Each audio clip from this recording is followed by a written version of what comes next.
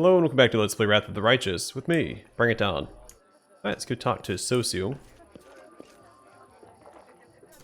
I can imagine how lovely this manor must have been before the war. I earned to set up my easel in one of the pleasant little alcoves and paint to my heart's content. The decorative plants are in a miserable state. They've been neglected for many years.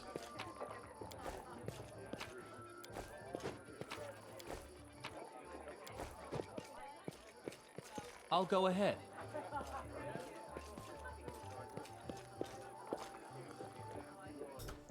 You never know when, or if, you'll get another chance to rest and have some fun during wartime. I'd rather take my chance while I can. So, I've somehow landed at the party of a royal brat. Go figure. Alright, we'll speak to Daeran in a moment. Let's explore his estate first. I adore this estate. So much beauty. So many quiet nooks.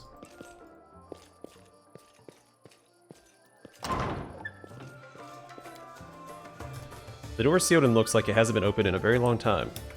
I know the way. Alright, same descriptor.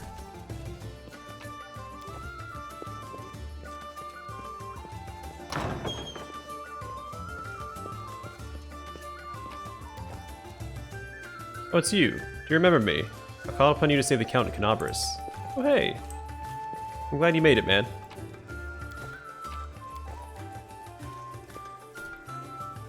Everything here is just so sparkly. I'm just gonna take a look at this thing, put it right back. Honest. I don't like it in here. This party is stupid. The psychological premise for mortals, attraction to sites of mass murder, or gluttony. Which article of my encyclopedia should I focus on now?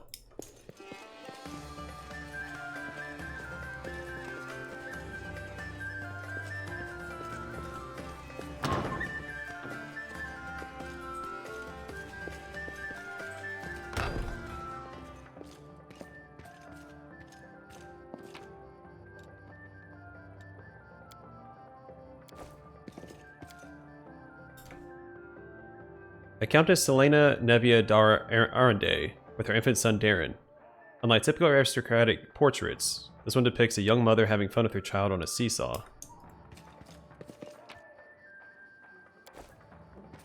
What a find!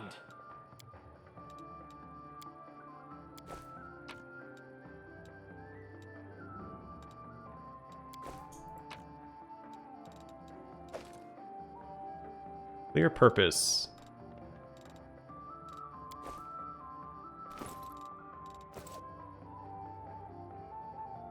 203 diamond dust. That'll come in handy.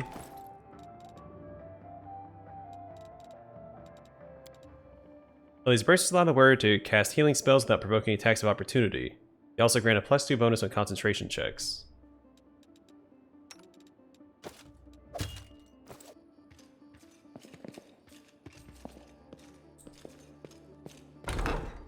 Follow my lead. They're probably designed for Daeran himself, but we don't use him, so.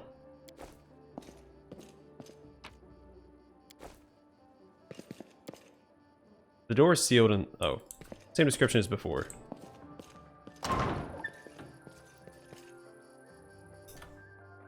This estate could be remade into a formidable defensive outpost. It should be expropriated for the sake of the war effort. The owner is compensated after victory is secured.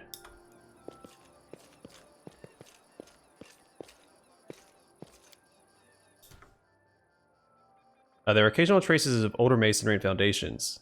It looks like the building was reconstructed several times. As it should be.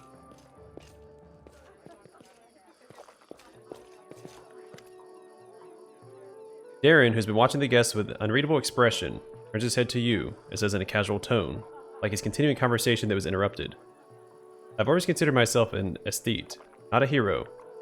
When doomsday comes, I thought, I'd pour myself a glass of 100-year-old wine, sit in the front row, and just watch the world burn. Playing the violin was also an option. Now I'll be darned if I know how I ended up in the 5th Crusade. How did I become the companion of a hero chosen by Amadei?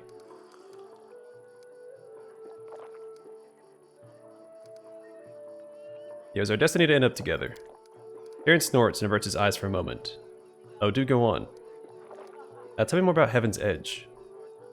This estate was once a truly beautiful sight, with its lush gardens and placid ponds. Daeran smiles briefly, has a genuine smile, quite different from his usual half-smirk. The house itself is not that large, however. This land was part of the border region, even before the World Wound, so my ancestors took that into account when laying the foundations. The larger the mansion, the harder it is to defend. I'd gladly give you a tour. I'm afraid there's not much to see here. I don't have much time, so my servants only managed to clean up this yard, the great hall, and a couple of rooms. There's nothing interesting about them except, perhaps, a magical firefighting system powered by water elementals. I'm not sure it's still functional, though.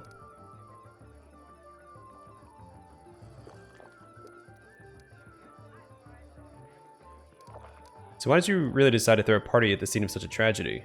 What's this ghoulish farce all about? Daeran freezes. What an odd feeling. It's like I've been lying under this sun, a spectacular meadow in full bloom. Then you barge in to pour a bucket of ice-cold water all over me. Is this how you treat people who invite you to their celebrations?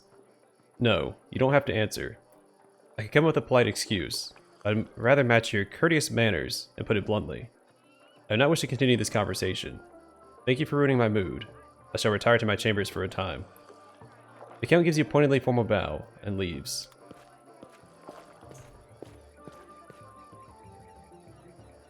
Well, my bad.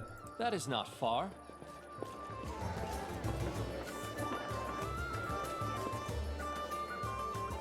Fun and frolics may shield us from horror and despair. One should use his shield sparingly. Compulsive food consumption may be a symptom of several serious neurological disorders. It may also indicate that food in question boasts exceptional palatability. Both this place and its owner make me think how deceptive appearances can be, but I cannot deny that the wine here is very good. How can a single family or even a person live in a house large enough for my entire tribe?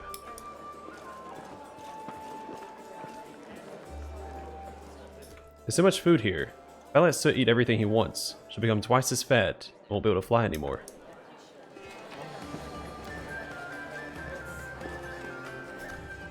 I wonder why the demons who attacked Heaven's Edge chose plague as their weapon. It was so unimaginative. I'll go ahead.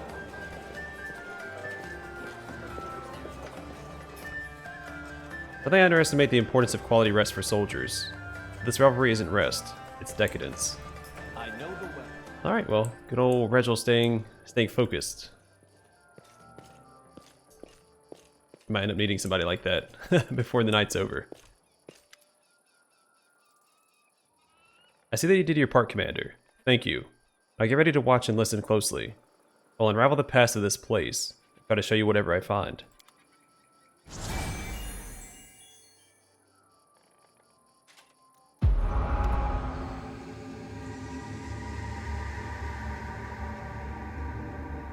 The hum of voices, laughter, and music fills your mind. Then the visions come. Fragmented and hazy at first, they eventually coalesce to reveal a single face. It is a woman of stunning, heavenly beauty, and her delicate features instantly tell you who she is. The family resemblance to Daeran is obvious. My dear guests, the Lady of Heaven's Edge welcomes all of you today. Hope this day is as bright for you as it is for me. Because on this day, my only precious, sometimes arrogant, utterly beloved child was born. A child is usually a reflection of their parents and caretakers. Countess, we allow the humble tutor of this young man to address the guests and man of the hour as well. A new face appears. It is a handsome old man with a strong, dignified posture and a voice that emanates power. Can we just have one day without your sermons? It's my birthday after all. 10 years ago, young Daeran had an utterly angelic appearance. His table manners and expression lacked the dignity of a true angel, however. Day. I'm sure the revered Nestrin only wanted to hug you and offer you his best wishes on your birthday. Wait, what's that noise? The shrill laughter rings in your ears, reverberates in the base of your skull. In the vision, Lililu appears before the guests of the estate. He gives them an exaggerated, scornful bow. The sorceress of evil has come to your celebration, mortals. Did you prepare a treat for me too? What do you want, Spawn of the Abyss? I've already done everything I wanted to. Hey you, doddering cleric, look around. Don't you notice anything odd? The plague is in your wine, and your food, and the air around you, and your blood. Soon you will all die. Pray to your pathetic goddess and call upon your healing powers all you want, but they're not going to help you. Nothing will help you. I'll give you a chance to see it for yourselves, and when I return, the grave realization will have already sunk its teeth into your throats. Oh, how I love watching mortals in their final desperate hours. The demon finishes her speech with an air kiss to Daeran, making him freeze in horror, and disappears.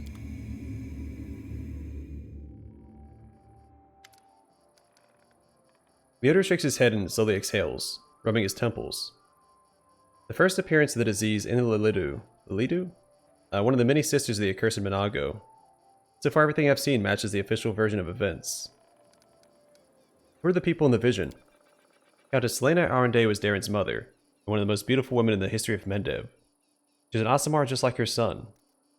The old man is the esteemed cleric Nestrin, our count's guardian and tutor. He was well known for his unfaltering faith and iron will. It was only passing acquaintances with him, so I can't tell you anything more than that. I didn't recognize the others, but Daeran told me that the first victims of the disease were his second cousin and the cousin's wife, hailing from the eastern border. Surely the cleric could have done something. I can't say for certain, but I believe there is nothing he could have done. Magical diseases are already difficult enough to cure, and this plague struck very fast indeed. I must find out what happened next. What now? I can sense the aftershocks of a very strong outburst of emotions and memories somewhere in the west wing of the house. Something must have happened in one of the rooms, so please check if anyone is in there and distract them if need be.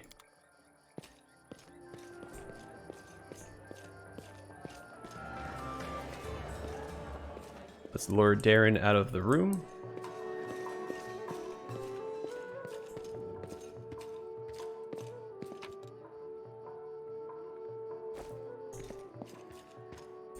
Interesting. Seems there's a hidden cache inside the wall. You see a keyhole among the decoration.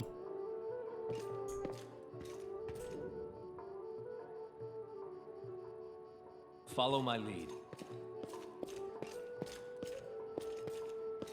Oh, hey Woljif, what are you doing? I saw a portrait of Daeran's mom. So she was an Aasimar too, huh? Some people get a celestial bloodline, tons of money, and a title, while others get horns and a slap in the face.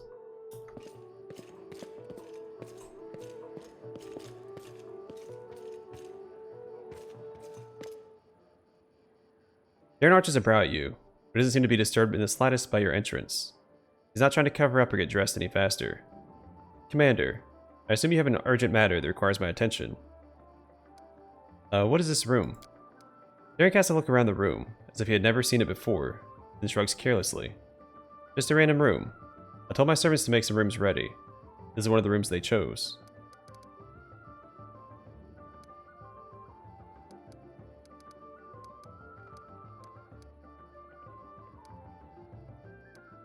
I'm absolutely confident that you won't be able to persuade Camellia to dance with you.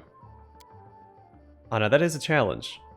I can imagine her either graciously acquiescing or definitely slipping deadly poison into my wine, just for suggesting it. Such as our dearest Camellia. You've given me a brilliant idea.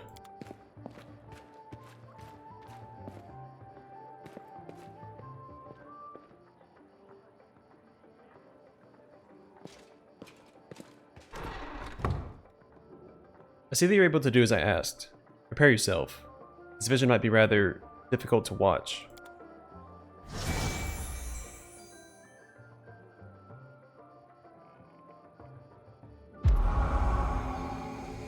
Young Daeran stands motionless by the Countess's bed. His face is pale with fear, and for good reason. His mother's heavenly beauty is gone. Her smile, once beaming with vitality and happiness, looks more like the grimace of a corpse. Only her golden hair still glows, a sad reminder of the healthy young woman she was just a few hours ago. Mother, can you hear me, Mother? Day, my boy, how did you get here? The Countess's voice is fading. Don't come any closer.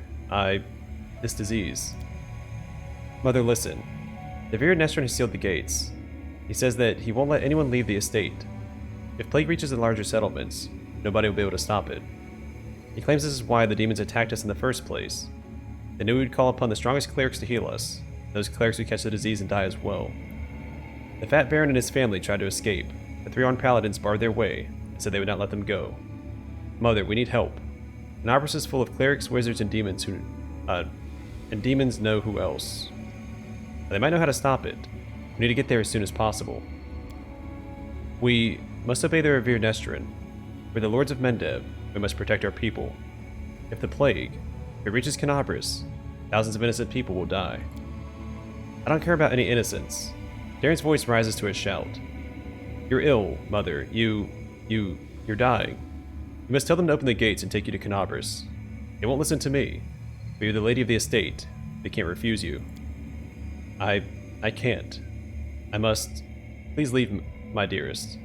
Don't lose hope. You can still. The convulsion overtakes the Countess's body.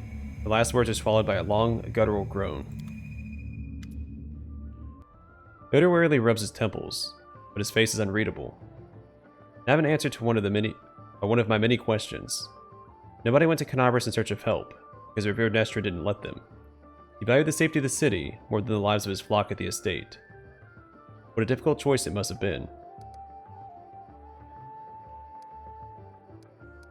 Yet he made the right choice. There was no other way. I'm almost certain that Count Daeran has another opinion on this matter. A very, very strong one. Yoda rubs his chin thoughtfully. I have never been in the revered Nestrin's position, but I know the price of difficult decisions, especially those that you have to make quickly. I have no right to judge him, but we must continue our investigation. The next site I'd like to examine is the Great Hall. That's where we found the remains of Nestrin and the demons.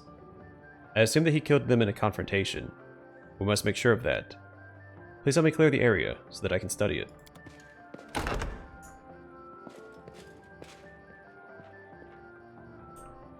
I'm curious what's going on with this keyhole right here. Can I find the key now, or is that something we do later?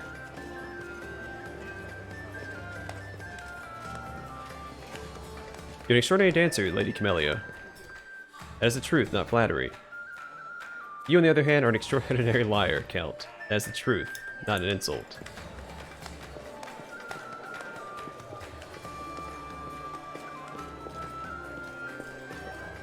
That is not far. I think I want to peek around the corner here. See anything? Okay. So be it. Alright, so it looks like this could be repeat dialogue this time. Let's go ahead and talk to Daeran.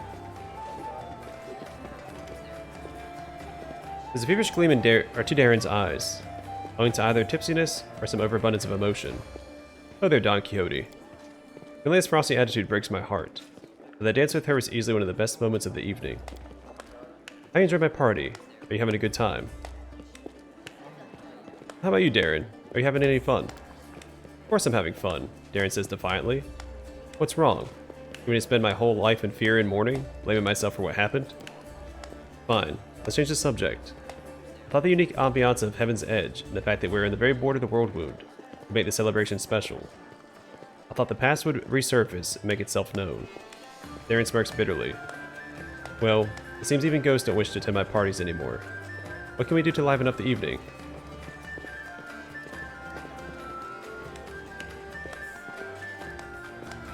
You know what I think? I think it's time for a drinking contest. Ah yes, the tried and trusted method for salvaging a dull party. For salvaging anything, actually. I'm ready. Who's my competition? We'll do Sela. Sela will fight for the honor of all paladins. Yes sir, Commander. Daeran, my boy, you've still got time to back out. You don't want Auntie Sela to spank you in front of everyone now, do you? What do you do if I win? You're gonna cry and pray to Amade for an alcohol resistance aura? Now that would be something worth seeing. Let's drink until one of us falls unconscious or begs for mercy. A future playthrough we'll have Regil do the drinking contest, but not this one. And that's just a little warm-up, I say. Up for more. The fear of your inevitable defeat has already gotten the better of you, Daeran. I can see it in your eyes, boy. Come on, let's have another round. Will this be the one that knocks you flat? Falling in battle against such a worthy opponent won't even bruise my ego, especially if you carry me upstairs to bed afterward.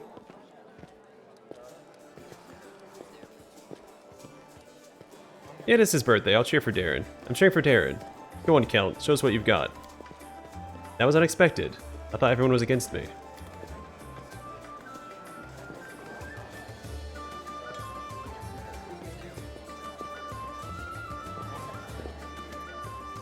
Whoa, are we done here? Are you ready for another round? To whom should I dedicate this glorious feat, putting the haughty, self-absorbed prick of a count in his place? For my dearest royal cousin, I'm sure any failure of mine will bring her joy. My head feels funny.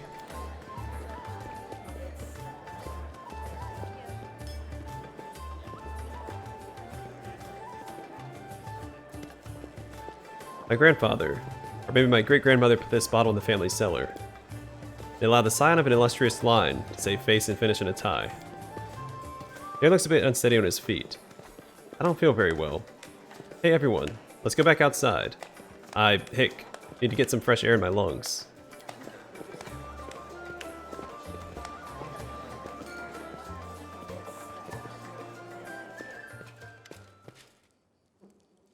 Here we are again, Commander. Theodore looks grim but focused. Let us take another glimpse into the past.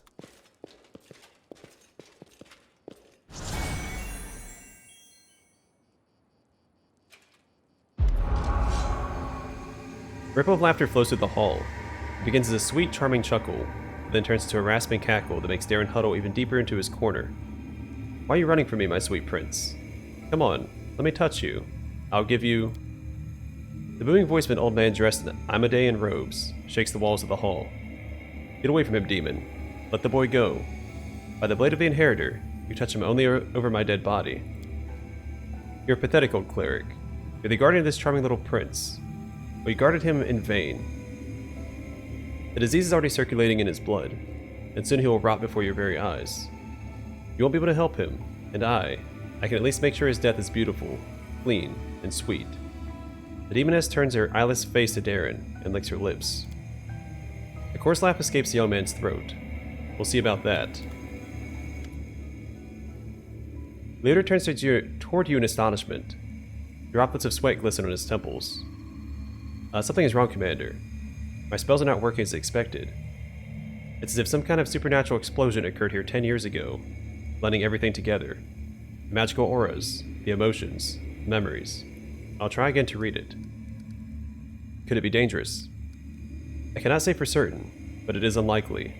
The past is in the past. No one can travel through time except for uniquely powerful entities, like Aeons, or perhaps the eldest of the First World. Even though the past of this place is horrible, it poses no threat to us in the present. Please continue. Just give me a moment to focus. I'll try to channel my visions and feelings to you as accurately as possible. Daeran, my boy, what is going on? The owner's muscular shoulders suddenly begin to shake. The vision he is channeling does not change. You feel something enormous and chilling silently infiltrate the reality around you. The presence of this nameless being becomes almost palpable. Some alien entity is talking to him. Hurry, old cleric, stop him right now. You really want to see what happens when... Save me. Can you save me? The presence thickens into something more tangible. The entity is silent. You feel your blood pulsing in your temples, and each beat brings a new image, or rather, a new notion. Help brings a feeling of relief and safety. Exchange makes the pulse stronger, more demanding. Gate and secret come immediately after. The images become heavier, almost visible. Secret. Keep the secret. Otherwise, death. Death, death, death. The gruesome images whirl through your mind, filling with pain and fear. Then it all starts again. Help. Exchange. Secret. Death. Nestrin stretches out his shaking hand, suddenly looking like a doddering old man instead of a mighty cleric imbued with holy power. Daeran, wait. The thing you're about to let loose is even worse than these demons. Daeran's body is quivering, like a taut bowstring. His eyes dart from the cleric to the demoness, who's frantically casting protective spells. Demons, saints, I'm so fed up with all of you. Burn.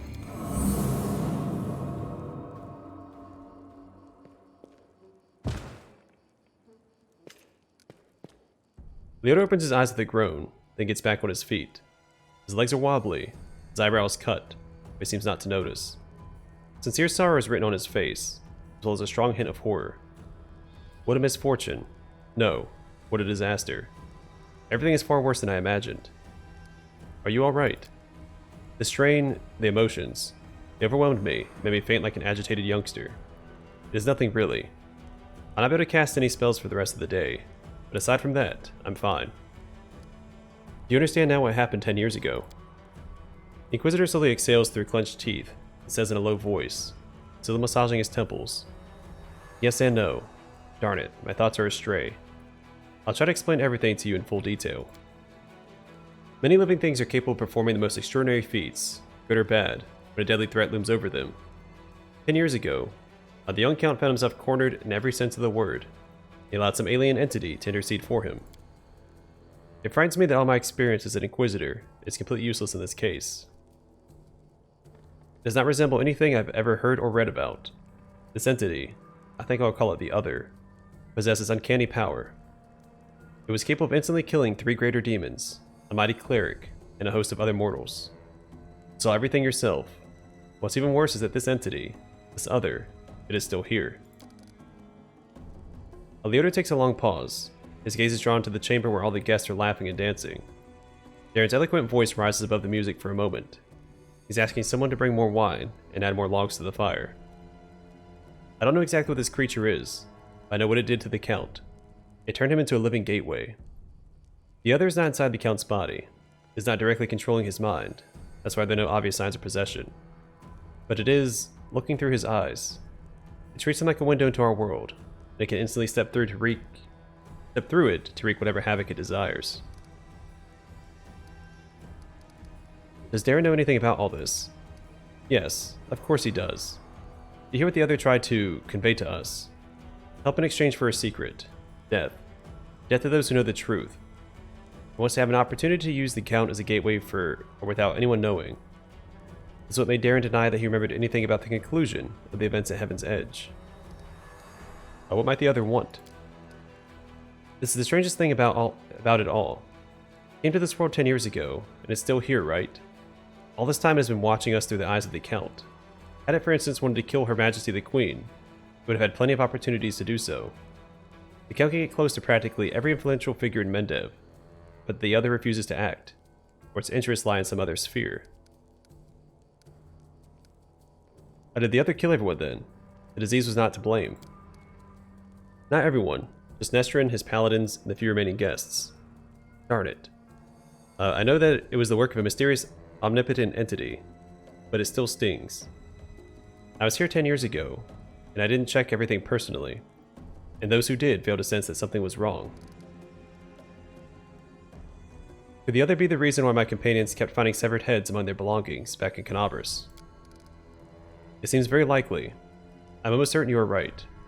People tend to lose their heads when they get too close to Count Arendae anyway. I do apologize. That was inappropriate. Perhaps your gruesome findings are the heads of some cultists who tried to kidnap the Count during the Canabras slaughter. Or perhaps they provoked the Other in some other way. We have to do something. Yes, I understand Father Nestrin perfectly. I must make a crucial decision, despite a dearth of information. The Inquisitor falls silent for a while, and he looks you right in the eye. Commander, first and foremost I must apologize to you. Second, I must ask you to keep this secret. What are you so sorry for? I apologize for dragging you into this mess. You see, the Other, an entity of immense power, stated very clearly that it would kill anyone who found out the truth. Anyone who knows that the Count is actually its living gateway.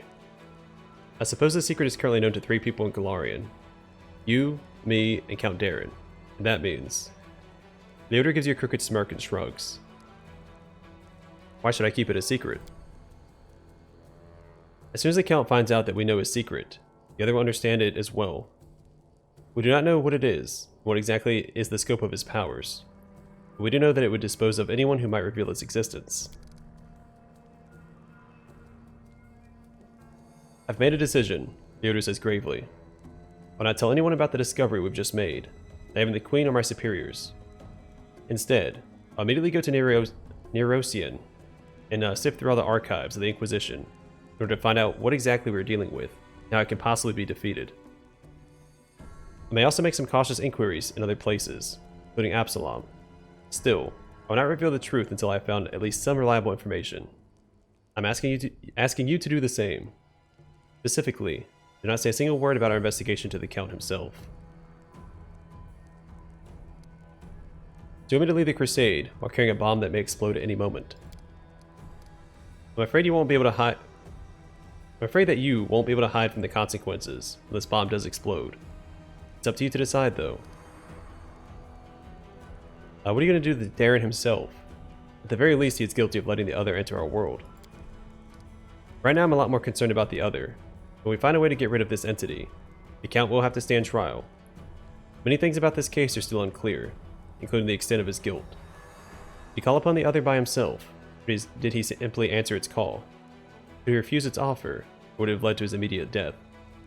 Every detail is important, every testimony needs solid proof. That is the difference between righteous justice and blind vengeance. Fine, I'll keep it a secret. Leota lets out a sigh of relief. Made the right choice. I recommend that you go back to the guests and spend the rest of the evening as you please. Anything else might raise suspicions. I must leave immediately in search of the knowledge we all need so desperately. Farewell, Commander. May the light of Iomede's guide Jeez, I can't read. May the light of Iomede's guide you... Still can't read. What the heck? May the light of Iomede guide your path. And the Odorhawk Blade will try to keep your path to triumph clear of any unwanted guests. I know the way. Not a hard sentence to read.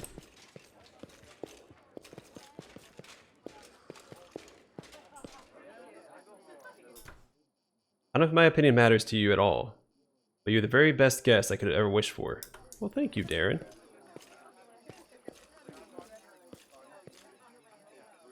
I don't want to complain, but I'm not sure I'll be able to endure another hour of this outrageous debauchery.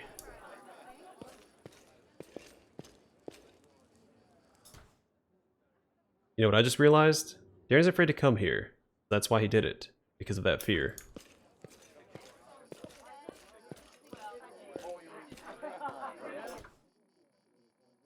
I shouldn't have drunk so much.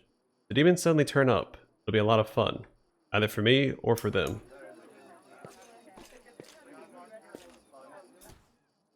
Are we leaving already? Yeah? No?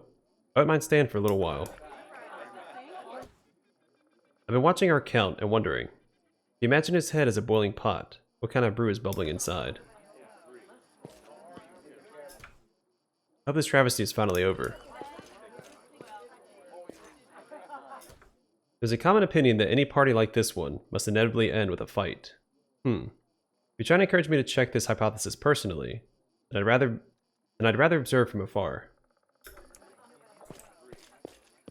Alright. Follow my lead. Well, we're done for now. Right, let me double check.